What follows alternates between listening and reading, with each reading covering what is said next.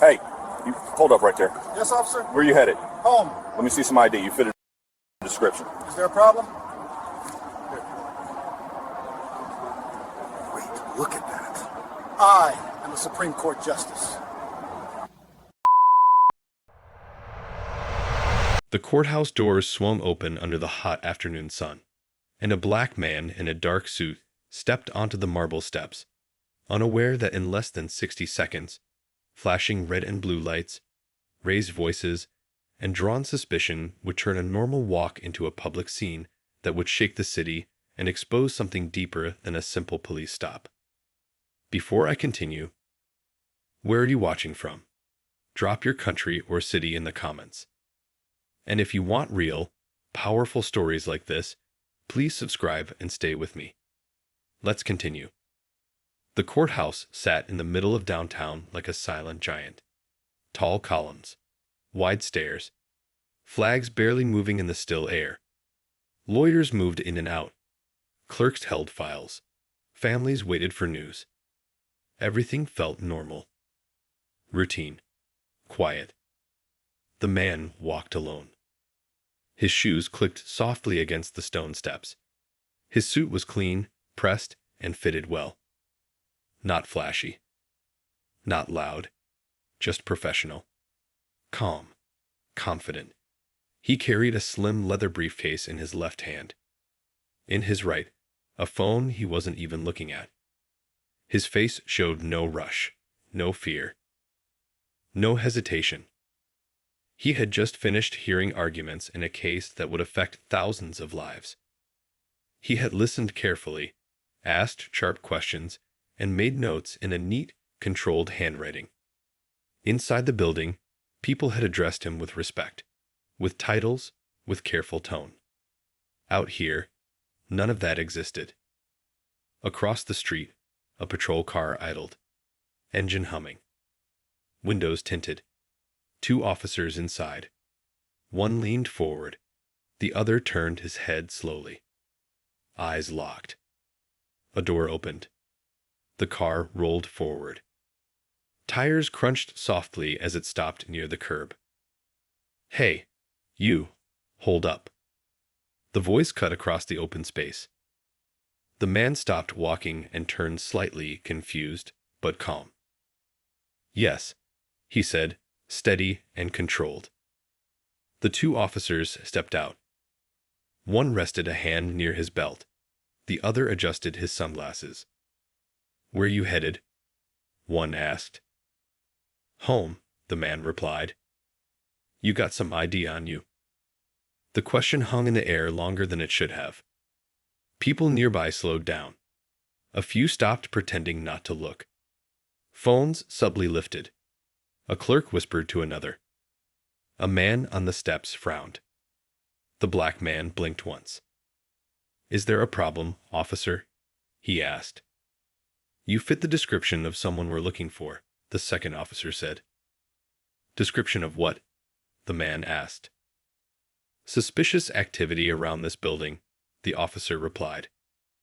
The man looked back at the courthouse behind him, then at the officers. "This is a courthouse," he said calmly. "Everyone here is either working, visiting, or attending a legal matter." The first officer smirked slightly. "Don't get smart.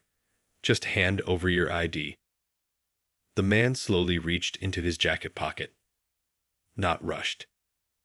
Not shaky. Careful. Respectful.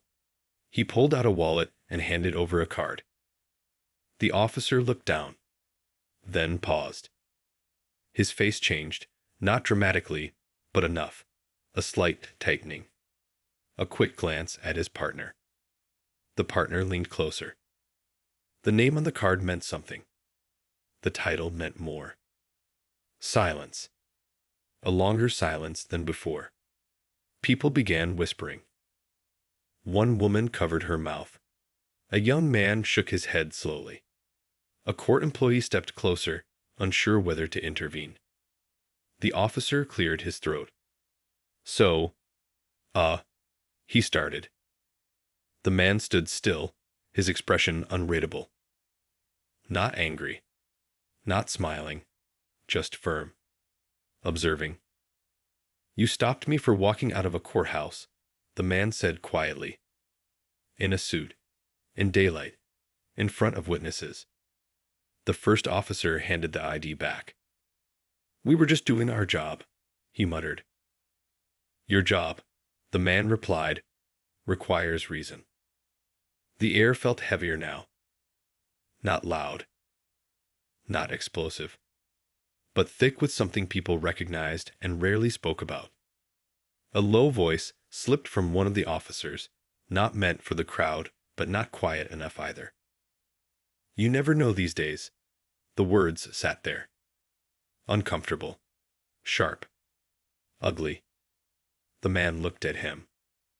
I am a Supreme Court justice, he said calmly. The sentence landed like a dropped weight. No shouting. No drama. Just reality. A ripple moved through the small crowd. Phones came fully up now.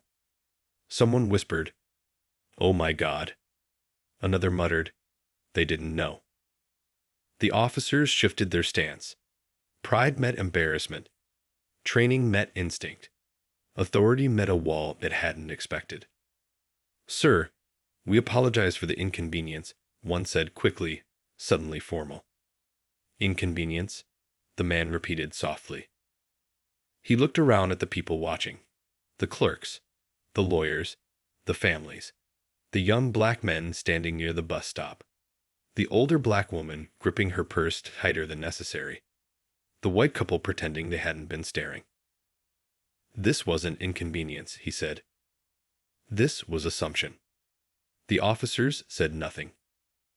The man took his briefcase again and adjusted his jacket. He did not raise his voice. He did not threaten. He did not perform. He simply stood there, a black man in a country that still questioned his right to exist in certain spaces without explanation. I will be addressing this, he said. Then he turned and walked toward his waiting car. But the moment did not end there. Across the street, someone uploaded the video. A caption appeared within minutes. A question spread faster than the footage. If this can happen to him, what happens to everyone else? Inside the patrol car, one officer stared straight ahead. The other whispered something tight and defensive. Outside, the city kept moving. But something had shifted. And by the time the sun dipped lower, this stop would no longer be just a stop. It would become a line drawn in public. By the time the black man reached his car, the damage was already done, even though no one had raised a hand, no weapon had been drawn, and no arrest had been made. What lingered was something harder to erase. How quickly suspicion had replaced respect the moment he stepped outside the courthouse walls. Across the street, a young woman replayed the video she had just recorded. Her hands shook slightly, not from excitement, but from disbelief. She hadn't planned to film anything that day. She had only lifted her phone because something felt wrong. Too familiar, too common. Within 10 minutes, the clip was uploaded. No filters, no edits, just raw footage. A police car pulling up. 2 officers stepping out. A black man in a suit being questioned like he didn't belong. The caption was short and blunt. Police stop black man leaving courthouse. Watch till the end. The video spread fast. First among courthouse staff. Then law students. Then legal groups. Then people who didn't care about law at all, but knew exactly what they were seeing. Each share added fuel. Each comment sharpened the moment. Inside a nearby cafe, people stared at their phones in silence. Is that? One woman whispered. A man nodded. Yeah, that's him. Someone else muttered. They really stopped him. The clip looped again. The officer's tone. The pause after that ID. The shift in body language. People noticed things they had learned to look for over years of watching similar videos. How hands moved closer to belts. How voices changed. how politeness disappeared once power felt threatened. At the police precinct, the mood turned stiff. An officer burst into the briefing room, phone in hand. "It's everywhere," he said. Screens lit up. Command staff watched without speaking. No one laughed. No one defended it out loud. The silence was heavier than yelling. "This happened today?" someone asked. "Yes," came the reply. "Less than an hour ago." A supervisor leaned back slowly, eyes still on the screen. "Do they know who he is?" Another asked. "They know now." The title mattered. The position mattered. Not because it changed what happened, but because it exposed something that usually stayed hidden. This time, the person stopped wasn't someone society could dismiss easily. He wasn't poor. He wasn't unknown. He wasn't powerless. And that scared people. Outside, the Supreme Court justice sat in the back seat of his car, staring out the window as traffic crawled forward. His phone buzzed nonstop. Messages from colleagues, clerks, family members, old friends who hadn't checked in for years. "You okay?" "I saw the video." "This is unbelievable." He read them but didn't answer right away. His driver glanced at him through the mirror. "You want to head straight home?" the driver asked. "Yes," the justice replied quietly. As they passed through familiar streets, he watched pedestrians move along sidewalks, unaware of how fast the story was growing. Children dragged backpacks. Vendors shouted prices. Life continued like it always did. But he knew something had cracked open. At home, he removed his jacket slowly and placed it over a chair. He loosened his tie and sat down, finally allowing himself a long breath. On the television, a local news alert interrupted regular programming. "Breaking news," the anchor said. A video circulating online shows police stopping a man outside a downtown courthouse earlier today. The man has since been identified as a sitting Supreme Court justice. The justice muted the TV. He closed his eyes. Not from shock. From exhaustion. He had spent decades proving himself, studying harder, speaking calmer, moving carefully. He had learned early that mistakes cost him more than others. That anger would be used against him. That silence was often safer than truth. Yet here he was. Stopped. Questioned. Reduced. On social media, the comments split fast. Some were angry. Some were tired. Some were defensive. One comment read, "If he wasn't who he was, this would have gone way worse." Another said, "So they only apologize when it's someone important." A third asked the question no one wanted to answer: how many times does this happen when no one is watching? The police department released a short statement. "We are reviewing the incident and are committed to fairness and professionalism." No apology. No admission. Just words people had seen before. Outside the precinct, a small crowd began to gather. Not shouting. Not protesting yet. Just standing. Watching. Waiting. Phones held up like evidence. A reporter spoke into a camera. "This stop is raising serious concerns about racial profiling and accountability, especially given the status of the individual involved." Behind the scenes, pressure mounted. City officials called emergency meetings. Legal experts weighed in. Activists prepared statements. Officers involved were told to write reports, careful with wording, careful with tone. Too careful. Late that night, the justice finally spoke to one person. A close friend. Another black man who had learned the same lessons growing up. "They didn't see who I was," the justice said quietly. "No," the friend replied. "They saw what you were." The justice didn't respond. He looked out the window at the city lights. Tomorrow, he would have a choice. Stay silent and let the story burn out. or speak and force the country to look at itself. And no matter what he chose, he knew one thing for certain. This was no longer just about him. Morning came fast, and with it came pressure from every direction. The sun rose over the city like it always did, but nothing felt normal anymore. News vans lined the street outside the courthouse. Microphones were tested. Camera lights clicked on and off. People who had never cared about the law suddenly cared very much. Inside a quiet room, the Supreme Court Justice sat alone at a long table. No cameras. No aides. No noise. Just him and the weight of a decision. He had seen moments like this before, just never with himself at the center. He had written opinions about fairness, equality, and rights. He had studied history where men who looked like him were stopped, searched, beaten, or worse for doing far less than walking out of a courthouse in a suit. This time, the country was watching. His phone buzzed again. Another message from a city official asking for a statement. Another from a legal group offering support. Another from a stranger thanking him for showing what we deal with every day. He placed the phone face down. At the police department, the officers involved were called into a small office. No yelling. No raised voices. Just tight faces and clipped instructions.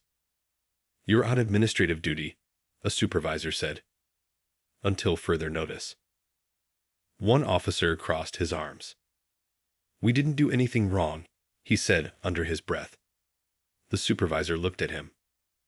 "You stopped a Supreme Court justice leaving a courthouse," he replied. "That alone means something went wrong." "But we didn't know who he was," the officer snapped. "That's the problem," the supervisor said. The words landed hard. Out in the city, the reaction split along familiar lines.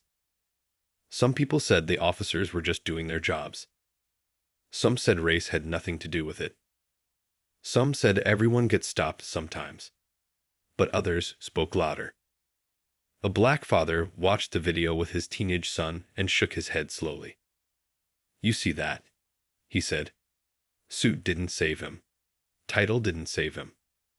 Nothing did." The son didn't reply. He already understood.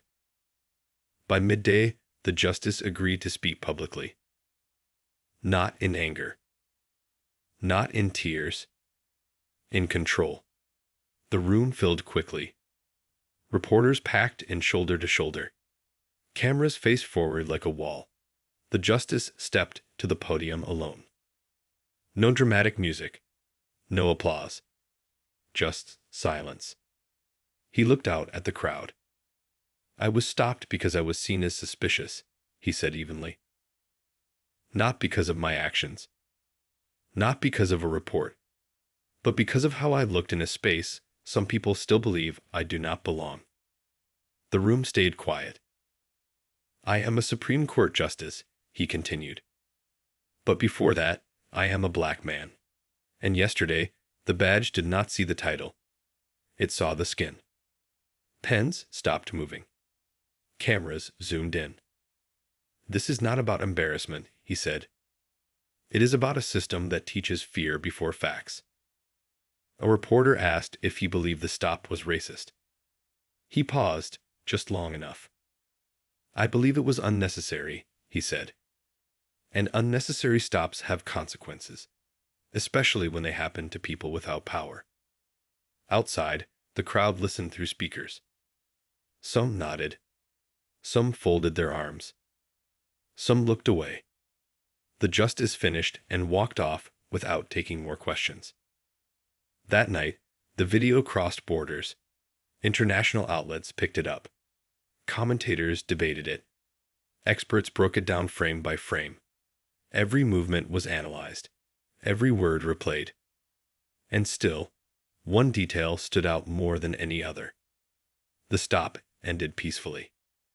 People couldn't stop talking about that. Imagine if he wasn't who he was. Imagine if he spoke back differently. Imagine if there were no cameras. At home, the justice sat at his desk, papers spread out in front of him. A new case file lay open, one that involved police conduct, one that would soon reach the highest court. He stared at it for a long time. He knew the eyes on him would never leave now. Every ruling, every sentence, every vote would be questioned. Was he biased? Was he emotional? Was he too close to it? He closed the file slowly. Across the city, a protest began forming. Not loud yet, just people standing with signs, simple words written in thick marker. If not him, then who? Justice shouldn't need protection. Police watched from a distance. Careful this time. Too careful. Late that evening, a message arrived from the chief of police requesting a private meeting. No press. No cameras. Just a room and a conversation. The justice read it once. Then again. He knew that meeting would decide more than careers. It would decide whether this moment changed anything at all. The meeting took place behind closed doors, away from cameras, away from crowds, away from the noise that had swallowed the city whole. A plain room. A long table. No flags. No speeches prepared. Just people sitting with the truth between them. The Supreme Court Justice arrived first. He sat straight, hands folded, eyes steady. Moments later, the police chief entered with two senior officials. Their faces were serious, careful. This was not a routine meeting. Everyone in the room knew it. "We regret how this situation unfolded," the chief said after sitting down. The justice looked at him without blinking. "You regret being recorded," he replied calmly. The air shifted. "That's not fair," one official said quickly. "It is accurate," the justice answered. No yelling. No insults. Just clarity. The chief cleared his throat. The officers followed procedure. Procedure allowed them to see danger where there was none, the justice said. Procedure allowed them to ignore context. Procedure allowed them to stop a man for existing. Silence again. Outside that room, the country argued loudly. Inside, the conversation cut deeper. "You want this to go away," the justice said. "I want it to matter." The chief leaned forward. "What are you asking for?" The justice did not hesitate. "Accountability," he said. "Training that actually changes behavior. Transparency that does not hide behind paperwork. And the truth, spoken plainly." One official shifted uncomfortably. "That sets a precedent," he said. The justice nodded. So does stopping a black man leaving a courthouse. The meeting ended without smiles, without handshakes, without promises wrapped in soft language. But something had been forced into the open. That afternoon, the police department released a new statement. This one longer. Clearer. It admitted the stop lacked sufficient cause. It announced policy review. It placed the officers on extended leave pending investigation. Some called it progress. Others called it damage control. But the story didn't stop. Days later, the justice returned to the courthouse. Same steps, same doors, same sunlight. This time, people watched him closely. Some nodded. Some stared. Some stepped aside. No police car followed him. That image spoke louder than any speech. Across the nation, conversations changed tone. Not softer, sharper. Parents talked to children earlier than planned. Teachers paused lessons. Employers sent emails they had never sent before. Black men watched the footage again and again. Not because they wanted to, but because they recognized it. The pause before the ID check. The hand near the belt. The voice that assumed guilt first. This time, the man survived the moment without harm. That was the headline no one wanted to say out loud. The justice knew it too. In the weeks that followed, the case involving police conduct reached the court. The same building. The same system. The same rules that had once failed him in the span of a few seconds. He read the briefs carefully. He listened. He asked hard questions. And when the decision came down, it was clear, narrow, and firm. No anger in the words.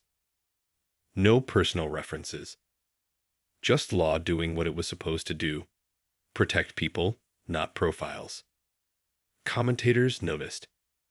This ruling feels different, one said. It draws a line, another added. In a quiet moment at home, the justice sat alone again. He thought about the younger version of himself. The boy who learned early to keep his hands visible, to speak carefully, to never assume safety. He thought about the millions who didn't wear suits or hold titles. He had not been spared because he was innocent. He had been spared because he was known. That truth stayed with him. Months later, the video was no longer trending. New stories replaced it. New outrage took its place, but the impact remained in small, stubborn ways. Officers hesitated longer before stopping someone.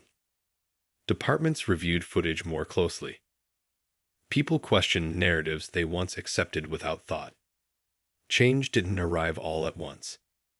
It never does. One evening, as the justice walked out of the same courthouse again, a young black boy stood near the steps, holding his mother's hand. The boy looked up at him with wide eyes. "Mom," the boy said softly, "that's him." The mother nodded. The justice paused, then gave a small nod back. Not a wave. Not a speech. Just recognition. The boy straightened his shoulders. That moment mattered more than headlines. Because the story was never just about a stop. It was about who is questioned. Who is doubted. Who is forced to prove they belong. A black man was stopped leaving a courthouse. He happened to be a Supreme Court justice.